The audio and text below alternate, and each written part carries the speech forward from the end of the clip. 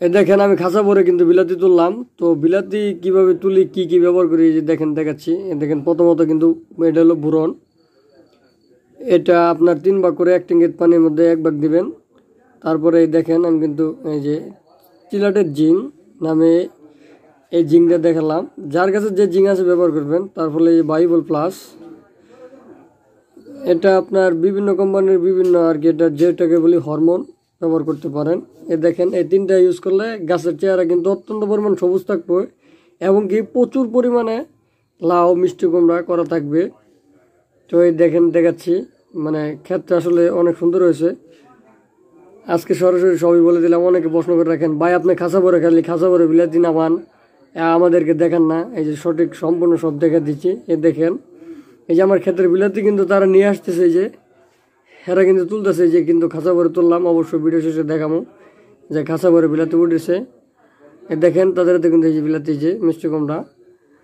তো আপনারাও এর থেকে বেশি ফলন পাবেন যদি নিয়মাদি মেনে কাজ করেন। এই দেখেন এক একটা সাইজ আর চেহারা।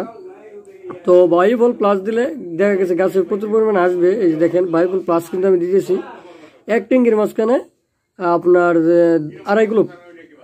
তো নিয়মাদি মেনেই তারপরে কিন্তু ইউজ করবেন। আমি কিন্তু একটু দেখিয়ে দিতেছি এবং স্প্রে সহকারে দেখিয়ে দিব। আমার কিন্তু বাইবল প্লাস দেওয়া শেষ। এই দেখেন বোরন কিন্তু আমি 3/1 অংশ দিতেছি 100 গ্রামের। আপনি 35 গ্রাম দিবেন বা 30 গ্রাম দিবেন।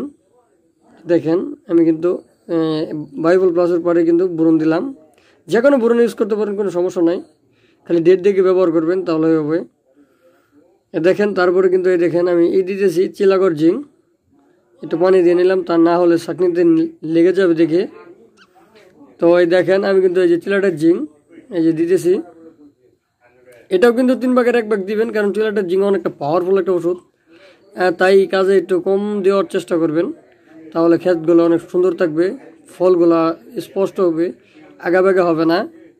দেখেন আমি কিন্তু 3/1 অংশ দিচ্ছি। এটা কিন্তু দেবেন, দেওয়ার পরে দেখা যায় এই যে দেখেন আমার কিন্তু দেওয়া শেষ। এটি ভালোভাবে পানি দিয়ে আবার পরে মিশ্রণ করে দিবেন এবং কি ডান্ডা দিয়ে, ট্যাঙ্কির ডান্ডা দিয়ে অবশ্যই নাড়িয়ে দিবেন। কেননা ট্যাঙ্কির ডান্ডা দিয়ে নাড়িয়ে দিলে ওষুধটা সম্পূর্ণভাবে বা সঠিকভাবে গুলবে। এই দেখেন আমি কিন্তু পানি দিয়ে এই যে উপরের যে ওষুধগুলো ভরে ছিল সেটা কিন্তু আমি সরিয়ে দিলাম। তো এই দেখেন আমি কিন্তু এই যে ট্যাঙ্কির ডান্ডা দিয়ে বা লাঠি দিয়েও দিতে পারেন। আমি ট্যাঙ্কির ডান্ডা দিয়ে এই যে দেখেন আমি নাড়িয়ে দিচ্ছি।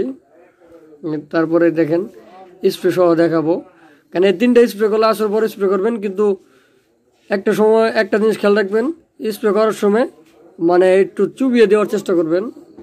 এই দেখেন আমি শেষ পর্যন্ত কিন্তু আমার এই যে ক্ষেতের বিলাতি দেখালাম। এই যে আমার কিন্তু 2 দিন 3 দিন পরে কিন্তু এমন করে খাঁচা ভরে উঠে। তো এগুলো ব্যবহার করি দেখি ঠিক টাইমে, যার কারণে কিন্তু আমার মিষ্টি কুমড়া বা বিলাতি এই অধিক পরিমাণে পাচ্ছি। যদি ভিডিওটা ভালো লাগে অবশ্যই লাইক সাবস্ক্রাইব করবেন। দেখতে চাই।